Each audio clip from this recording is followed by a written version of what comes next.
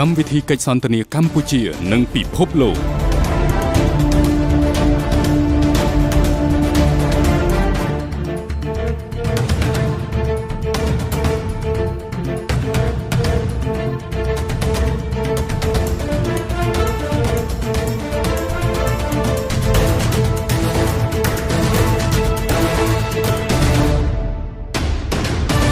Good evening, Excellency, ladies and gentlemen. Welcome once again to Cambodia Global Dialogue or Southeast Asia TV.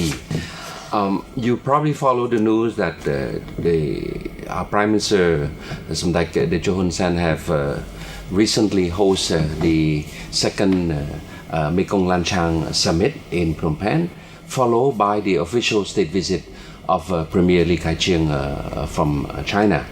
And it's quite interesting because from the meeting, the topic of cassava, developing cassava, come to the discussion. And it's quite very interesting in terms of development potential. So I thought this session, I have a friend, Michael, whose company is very involved in the cassava industry. And this would be a good opportunity to come and have a nice dialogue on how can developing cassava industry could help, number one, deliver on the government commitment to help lift up the people in the rural area through development of this commodity, agriculture commodity. But at the same time, how can we, in terms of pushing the industrial development policy to use this agriculture commodity, moving up the value into processing, for example, ethanol, something like this. I'm not an expert in agriculture, so I thought we could have a good exchange. So Michael, welcome to the program. Oh, thank you. Yes, and I'd like to give you a few minutes to introduce yourself, and then after that we can jump to the subject. Okay. Yes. Your Excellencies, ladies and gentlemen, my name is Michael C. I am a Singaporean-born Chinese, and but moving to US of my studies. So I came back to the ASEAN quite early in the 1985 when I came back from US to work as a consultant to Asian Development Bank. So I was quite involved with the agro, area. So doing some agro-related business. So I was in the agro business quite early, and then I came back to Hong Kong, and then we start my own business. And my job for the past 10 years has been on the capital market side, working for Hong Kong listed companies. So right now I'm the CEO of Green Leader Holdings Limited, which is a Hong Kong listed company listed on the main board. Our stock code is 0061. So the focus right now is to look at the Cambodian agro business area. Like the name of the company, we recently changed to Green Leader. So we want to be a leader in the green projects, especially in Cambodia. Great, Michael. Well, to Cambodia, we plant a lot of cassava. Yes. But many of the farmers think that cassava is for consumption. But yes, you can consume, but not all cassava are consumable, right? Well, the cassavas, there are different types of cassavas. In a layman term, they are what we call the sugar cassava. Sugar cassava. It's for human consumption. Yes. And then you have the bitter cassava. Bitter cassava is because on the skin of the cassava, there's a chemical that if you eat it and you don't remove it, cook it properly, you get poison.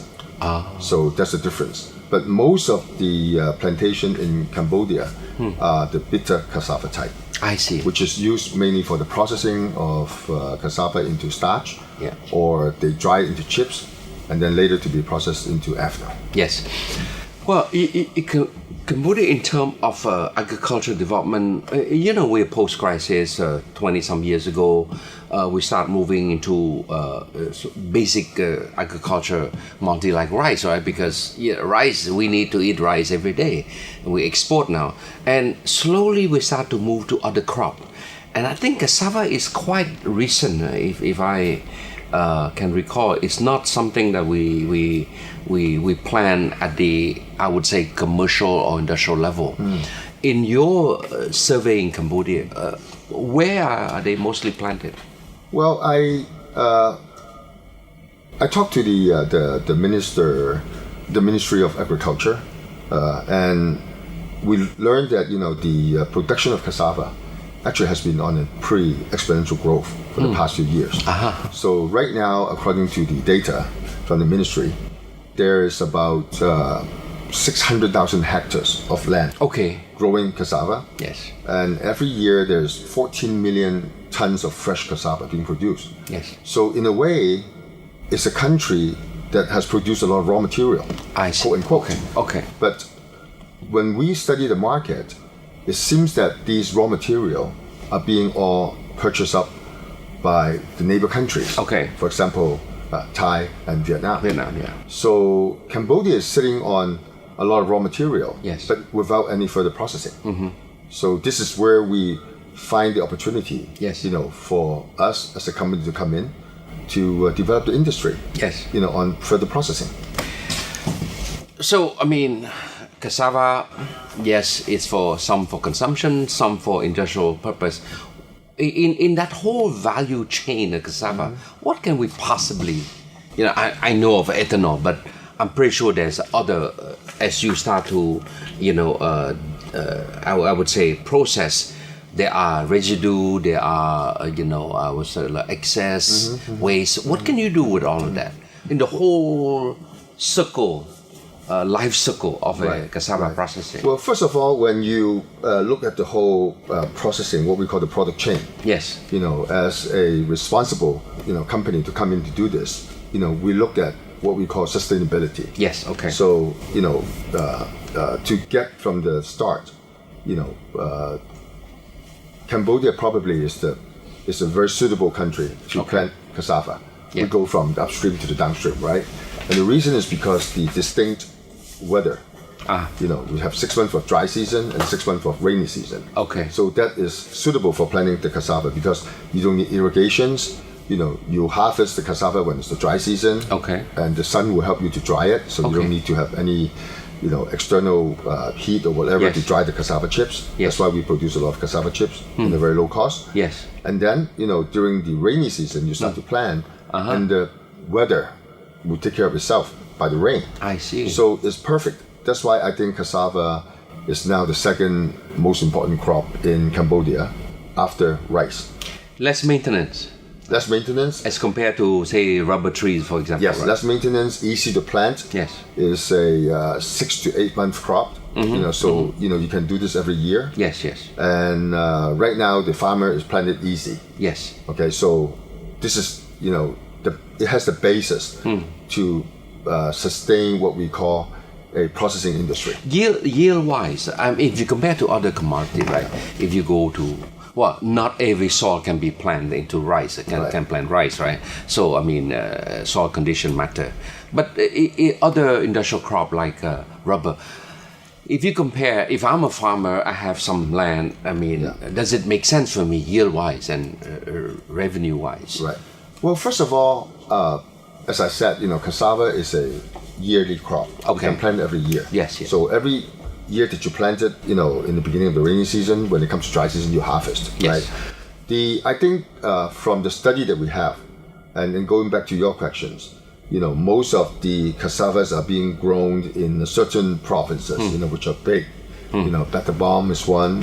Tabung Kamong. Yeah. You have my pronunciation is not right. Battambang, yes. Otamenje, Pusat, Yes. Trenting, Yeah, String Trang. Yes, and yes. these areas, Yes. they produce a lot. And by the geographic distribution, you can see that the Battambang area, most of the cassava, when the farmer harvests them, they dry into chips. It's being sold to Thailand. So when you cross the Thailand border, there are hundreds of processing plants. That's depending on this raw material. Wow. Okay, so on the let's say the Battambang area, when they're being produced, Yes. the fresh cassava is being shipped to Vietnam, where again there are All a the lot way of from Battambang. yes, Go all the way going down. Battambang will go to Thailand. Yes. Yeah. From Tabung Tabung Kamong will go to Vietnam. on the eastern side. Yes. the provinces, maybe 200-300 kilometers sometimes. Yes. You go through the border to the Vietnam side, where again there are a lot of processing plants. So the farmers actually are not getting the best of the value of the crops. Okay, because you can imagine the people that process both in Thailand or in Vietnam. They went through what we call middle person. They come to the farmers. Exactly. At the height of the harvesting. They offer them a price that is very low. But the farmers have no choice, so they have to sell. And then the cassavas will have to go through hundreds of kilometers of transportation costs. Going to the processing plant. So, that means the farmers are getting squeezed on the price. Okay, that's one area that the farmers are not making a lot of money. Now, secondly, there's not that much what we call mechanized farming because the farmers are very small. And they don't plow the land. They don't put fertilizers. So the yield on a per hectare basis is not as high. Okay, but farmers do it because it's easy for them. They have the they have the land, they have the labor. It's less tentative than what you call as a rubber or a rice. You just plant there and leave it alone. So it still makes some kind of economic sense. But we can improve that. But the margin of improvement is tremendous. If you can mechanize we proper look farming. at it both ways. Two quick ways to help the farmers make more money. Because if the farmers make more money, then we will get more raw material. So one of the way to help the farmer is to help them to increase the yield. So this will be something that we can, if we have a factory at the site, then we can have contract farming with the farmers. So we sign contract with the farmers. They know that by the time they harvest, they can get us the crop and we'll pay them. And you can pay better because you don't have to incur the cost of transporting 300 kilometers. There's no middle person, there's no transportation cost. We get fresher cassava for our factory. So it's a win-win situation, right? So that's one. Two is we can also bring in some technology. Just simple technology. Really? Help them even out. cassava is technology. Even cassava, right? You need to help them to plow the land. So put the ridges up so the cassava can grow more. Give them some fertilizers in advance and get back the funding at the end when they sell the cassavas to us. So in that way, rather than a normal yield of, let's say, a hectare, you got 12-15 tons, you could easily improve that to 20 tons, 25 tons. Right? So imagine for the country wide, if you are doing 14 million tons right now, and if you improve 40%, that's a lot of cassava. And that's a lot to the farmers. And that's a lot to the local economy. Well, Michael, we're going to take a short break. When we come back, I want to delve a bit more into this contract farming. Okay. Sure.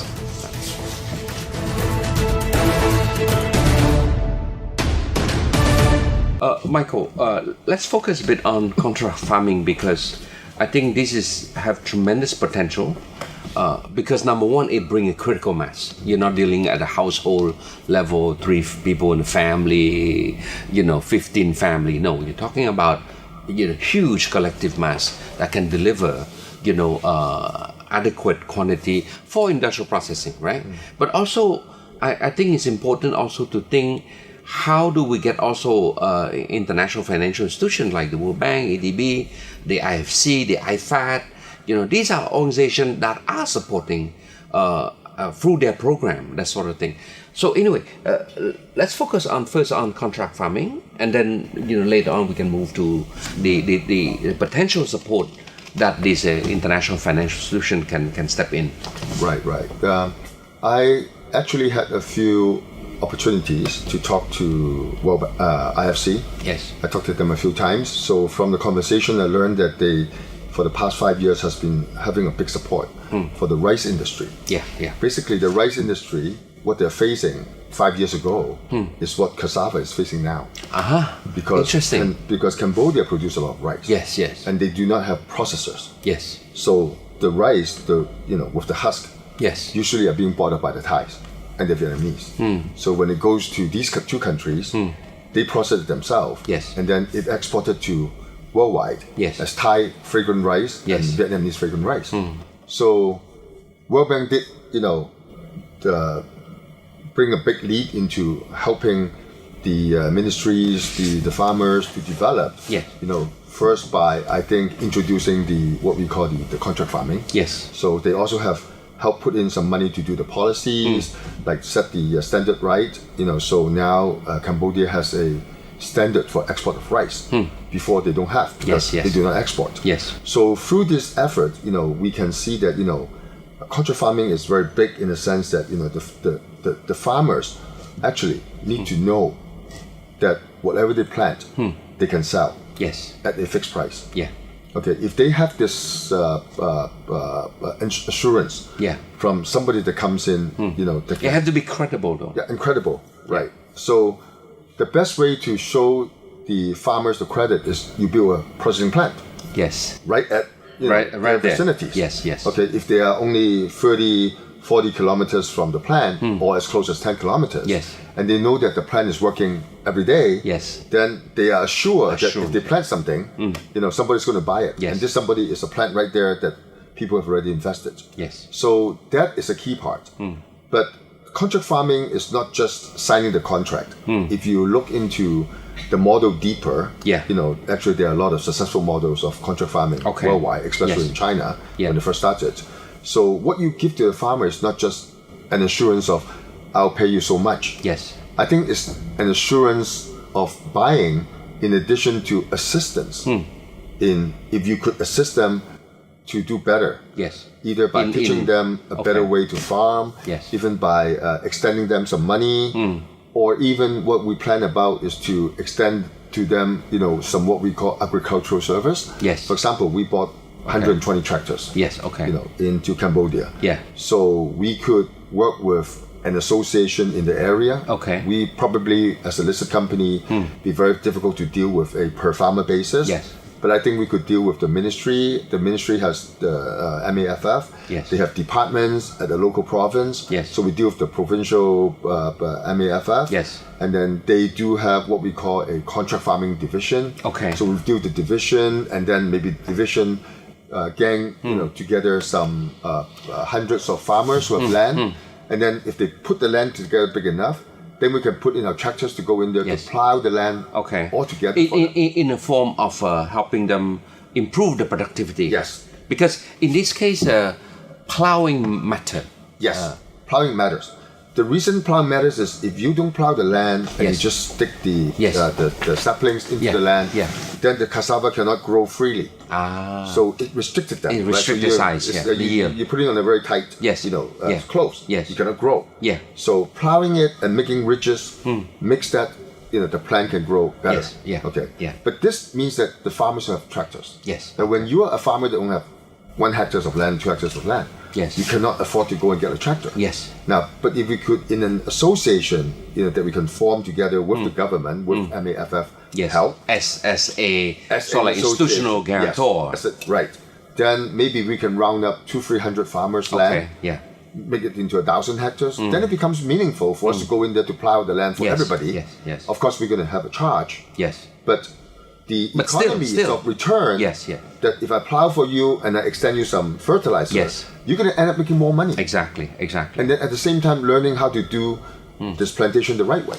So the key for the contract farming is, like I said, will be more than just the contract to buy.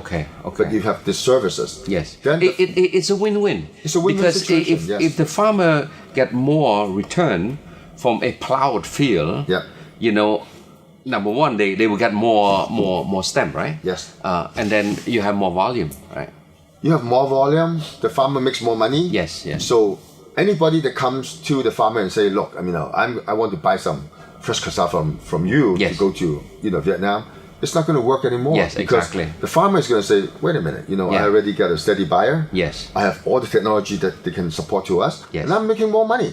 So go away. I don't need. And I have less work because plowing is already done. It's already done. So this is something that I see the importance of doing contractual farming. It actually helped the farmers, but in the same time, secured our factory. Because indeed.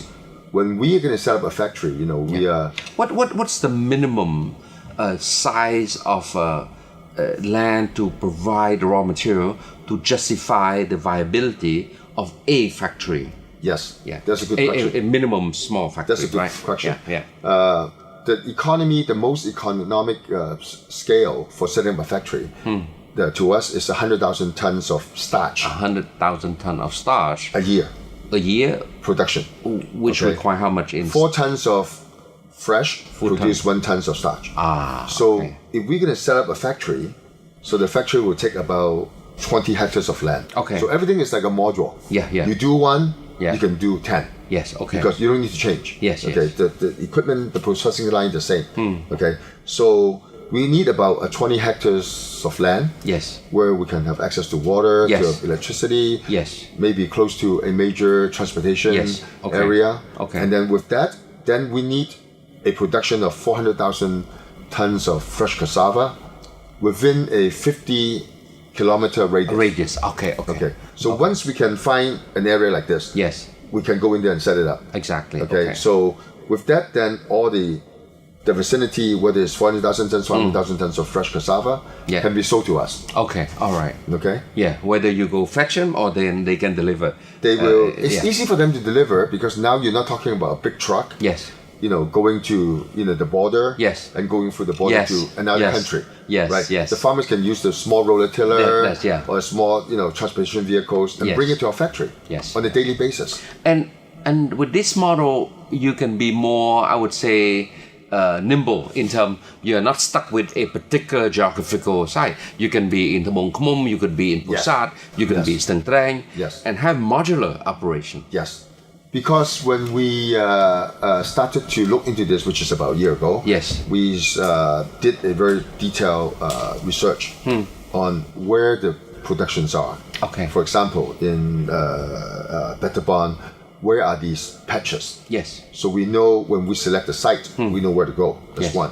Two, with the 14 million tons of cassava being Yes. produced every year, Yes. we comfortably can set up 10 factories within the next 3 years. Okay. So each factory is 100,000 tons. Yes. So 10 factories, 1 million tons. Yeah.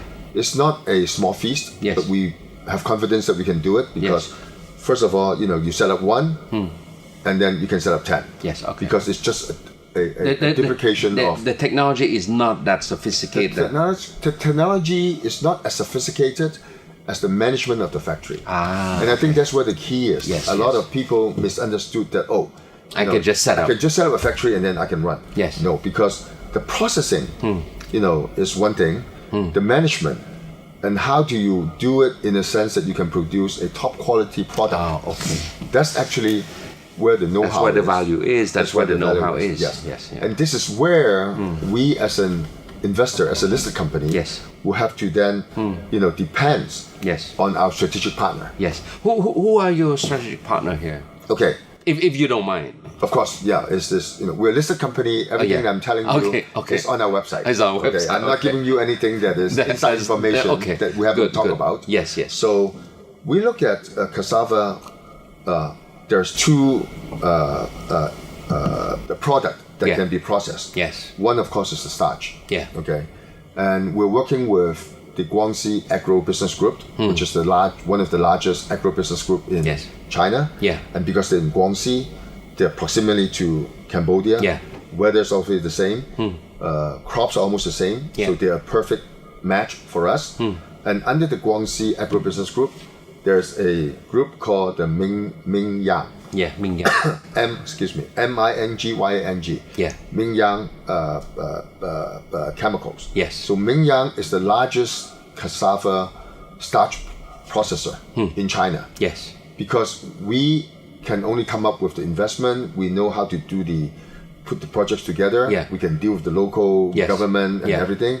But as far as how to design the plant and how to manage it, Yes. we have signed a strategic alliance with Yes. the Mingyang Group, Yes. where they will help us to do the design. Yes. And at the end, they will send people over to help us to manage the processing. Yes. Yes. And this is where the processing, is necessary to make it into a top product. Oh, great. So I mean, so I think you got it covered. Well, of course, as a list company, you got to be accountable for your shareholder, for your investor. But so you have on one side the production infrastructure, which is the farmer, the Ministry of Agriculture, their provincial department to help you get this whole institutional structure in the form of contract farming, right? And then you have on the other side, upstream, the what I call the expertise in terms of industrialization of this sort of thing here. So you combine the two, okay? Now, I'm pretty sure that as you go up the production value chain, it's a lot of waste. What can you do with all this biomass? That sort of thing, right? I'm pretty sure there's a lot of spillover from just the starch itself. Yes. Right. Well, the good thing about processing cassava is sustainability. Yes. It's always something that you can recycle and reuse. Yes, yes. On the starch side, Yes. once you process the starch, the wastewater that comes out, you have to treat them. Yes. Michael, I forgot I have to take another break. Okay, when we come back, you continue on this one. Okay. All right.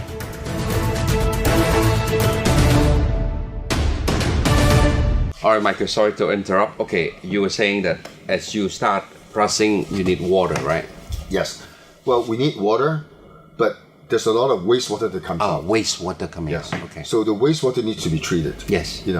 That's top priority to us. Yes. Because the Environment. environment is important. Yes, yes. Okay. We do not just dump this water into Your the company is river or green whatever. leader. Okay. Yeah. We have to do this. But the thing is this: the wastewater that comes out, if we do the fermentation right, Yes. Usually methane gas will be a byproduct. So the okay. methane gas we can collect. Yes. And then use it on our boiler. So the boiler can then, Generate energy. heat Okay. and go back to drying the cassava starch. Okay. So you don't waste that. Yeah. It's Now, a full It's circle. a full circle. Yes. Now after that, when you take the methane out and it's being fermented, then the waste comes out. If you dry them, it's a good form of fertilizer. So the You go back then- to the it soil. Go back to the soil. Okay. And if we put a plant right in the vicinity of 400,000 tons of production, then these can go back to the farmers as fertilizers. As fertilizer. So if you do it right, then the cycle is being completed. And then you can, use basically everything that comes. So this is what we call, we put it into the ground, you take it from the ground, and you return it back to the nature. Okay. So it's very green. Yes. Yeah, you're right. So this is a way to also reduce costs in terms of operation as well, Yeah, right? exactly. Yeah. Yes. And the farmer will have access to fertilizers. organic fertilizer. Organic fertilizers. Organic That's right. fertilizer. It's That's quite right. interesting. That's right. So from your perspective, here I'm go back a bit to what Premier Liu Keqiang and my Prime Minister have excitedly talked, was that Cambodia have so much potential, Right. and that China is ready, willing, and able to buy product like ethanol. But ethanol is the next level, right? Of processing, right? Well, ethanol is a different processing. Processing. Okay. It's a different But cassava based though. cassava base. Okay. So ethanol is another product that you can do besides starch. Yes. So you either process into ethanol, you process into Or starch. you starch. Okay. Right. Okay. Ethanol has its own big demand right now. Yes. Just because that now people want clean energy. Yes. So ethanol does not carry carbon emissions. Okay. So that's one way to do this. So we as a company also look into developing ethanol plants. Yes. But for At some us, point. at some point. Yeah. But ethanol plant needs bigger investment. And it also takes longer to build. Yes. So for us to come in, we as a listed company, we want to look into where we can start to make the impact. Yes, That the exactly. farmers feel Exactly. comfortable. Yeah. Because at the end of the day, you're buying raw material from the farmers. Yes, okay. They don't really care Yeah. whether you turn it into ethanol or in starch. Or starch. right? Okay. But ethanol is something that I think the recent Prime Minister is also excited, is because if you look at the neighboring country, Yes. Thai has a E10 policy. E10 E10 policy. means ethanol 10%. Yes. So if you go In the gasoline. in the gasoline. And that's why the taxi are running on gas, right? Yes. Okay. So you have that. Vietnam, I think, has started at E5. E5, okay. And they will slowly going back to E10, right? Yes. So everybody around ASEAN are looking into this. But the key is you do not want to have a ethanol policy. Yes. But you have to buy the ethanol from other countries. Yeah, That's it why don't make sense. Exactly. That's why Thailand also manufacture a lot of ethanol. Yes. For their own use. Yes. So I'm sure when the Prime Minister when they look at this, if we can build a factory in Cambodia, let's say by doing 100,000 tons of ethanol, Yes. that would basically be enough for Cambodia to have an E5 policy. Okay, Or maybe E5, E10 policy. Yes, yes. I think that would have to work together hand in hand. Yes. We as a private sector, work with the public sector. Yeah. And to At develop E10, that's a maximum, right? That in a gas. Oh no, in the EU country, you have E60, E85. Wow. Yes, you can. Okay. But of course, that would also have to depend on, how the readily supply. available. Exactly. How readily that you have. Yeah. Okay. Okay. Right. For information, China is coming up with an E10 policy. Okay. And it's already been announced by the time 2020. Yes. Yes. So- It's part of the climate change, the Paris Accord, right? Yes. And you look at that and you say, oh, okay, what does it mean? Okay, now China every year consumes about 450 million tons of gasoline. Wow. So an E10 means that approximately 45 million tons of ethanol. That's right. China do not produce that much ethanol. So if we do this Yes. in Ready Cambodia, access. they have ready access, and if Cambodia's policy is not up yet, Yes. that whatever we produce can easily be absorbed by the Chinese market. So, it's not supposed to be a trade secret or anything. Yeah. But would you consider, would Green Leader in the future, medium term, consider this as a possible viability for branching out, also have an ethanol production in, Well, in the actually, future? yes. If you look at our announcement Yes. on the website, Yes. last year we already also signed another strategic alliance agreement with a company called Henan Tianguan. Henan Tianguan, yes. Okay. Yeah. Tianguan, Tianguan. Yes. Tianguan actually is the largest manufacturer of ethanol using cassava. Their cassava chips actually was being bought from Thailand and shipped all the way into Henan, which is a very inward, Yes. province. Yes. And they can still produce. Okay. So if we could do this Yes. in Cambodia, having the raw material at our factory, Yes. our production cost is much, much lower. Yes. Yeah. You're more competitive. Yes, and then with that, again, we are relying on the technology from Henan Tianguan. We're relying on the management of Henan Tianguan. So it's again another, strategic alliances that we can count on them to help us. Where we do our best in the investment platform, in the capital market, and also negotiation with the government. Well, I hope you are putting all this thing here in the context of the Mekong Lanchang, cooperation framework, because basically this mechanism, this Mekong Lanchang cooperation framework, is what bringing a country Yes. and China, of course, with the other Mekong country together. Yes. There's a strong will to have this cooperation, particularly in the area of I would say, of course, you have the productive capacity, which is the industrial side, but don't forget, at the end of the day, it's all about helping a country lift up the poverty, of the people, right? Yes, yes. And if we have, if your company, for example, can is succeeding in your program as you speak, I'm talking about millions of people, or farmer would be benefiting from this. I'd Yes. say initiative. I think this is from my background with ADB and Yes. World Bank. Yes. That I've worked with them. In my earlier Yes. career. Yes. This is a perfect example of what we call a PPP, a public-private partnership. Yes. Okay. Yes. Whereas the government itself is pushing for something to help Yes. the people. Yes. And we as a private sector to come in with the funding and the technology to help the country to build its policies. Yes. Yes. So we're excited. We have this opportunity. It's right here, and we do get the fundings we needed.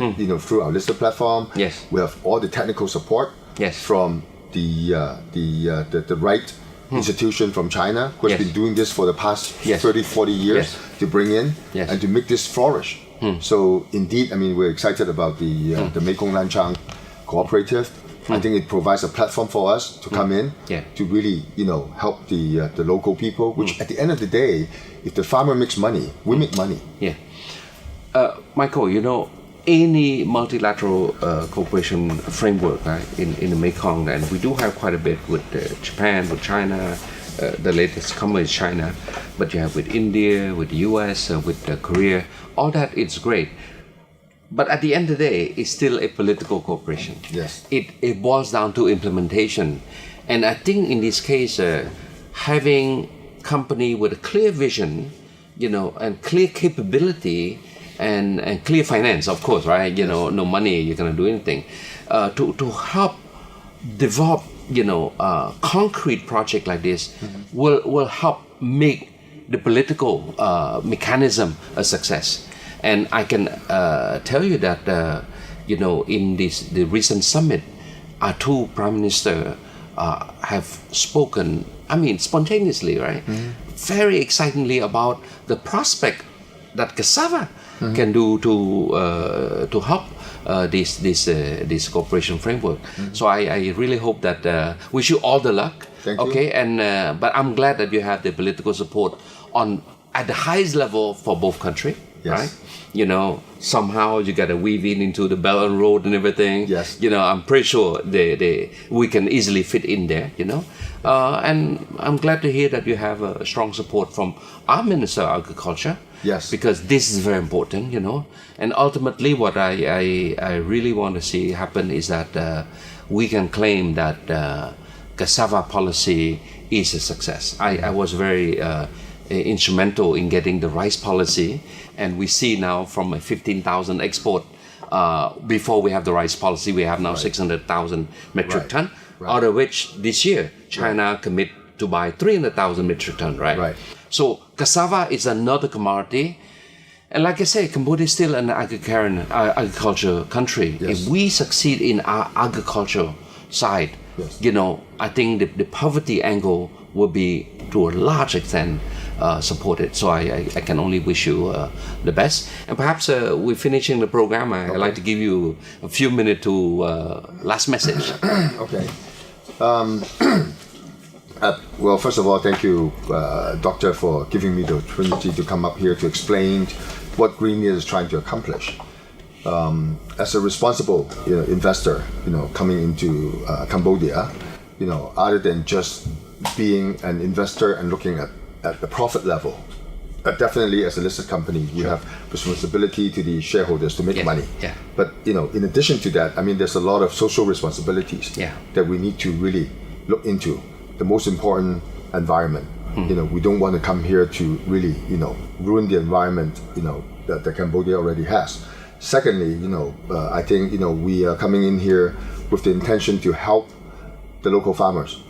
Okay, to enable them, to give them opportunities to do a better crop, and at the same time make more money.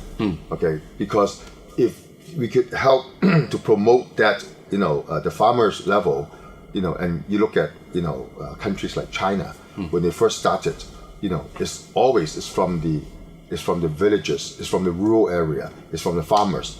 If they can have a comfortable life, and they're happy and they're prosperous, then first of all, political environment is very stable. Yes. Okay, I'm sure that that's something that we are also looking into. We are confident that we're going into a country that we don't have any non-stability. And that we're coming in here, and then we do our best to help.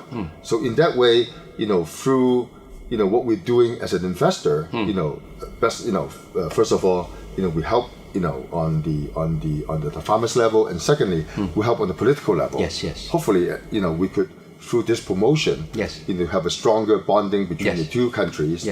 And today it's cassava, but you look at Cambodia, there's a lot of land, there's a lot of labor involved, and right now, besides rice and cassava, there must be other opportunities too. That's why we're not just focusing on cassava. The cassava is a stepping stone for us. It enables us to come in and show the government what we can do. Maybe down the road we have mangoes. Maybe down the road we have nuts. Or others. So that is something that I think that we see the potentials. And we want to be involved on a long-term basis. Good. Well, Michael, thank you so much for coming on a short notice to our program, and I just want to say, perhaps on behalf of the audience, thank you. For me, I learned a lot about this particular commodity. You know, it's amazing how much potential we still have to explore, right? You know, and you rightly say so that today is cassava. You know, last time Cambodia it was rice, but there's other commodity, and you know, but we need access to company with the right expertise, because not everybody, you know, can do many things. But from the strategic partnership that you have mentioned, a few this company, I think we're on the right track, and I can only but wish you good luck. Okay. Thank you. Once again, thank you so much. Thank you. Thank you. Yes. Sure. Okay, so we're coming to the end of the program, and I'm not gonna bother summarizing. I think the discussion is quite rich, and I can just hope that those who are living, particularly in the province, you know, would consider that cassava is a potential crop that can help the government, you know, develop our economy, that can help the government contribute to the reduction of poverty, and hopefully provincial administration can also see this sort of strategic partnership with company who can help them develop their province and ultimately develop the country. So on that note, good night.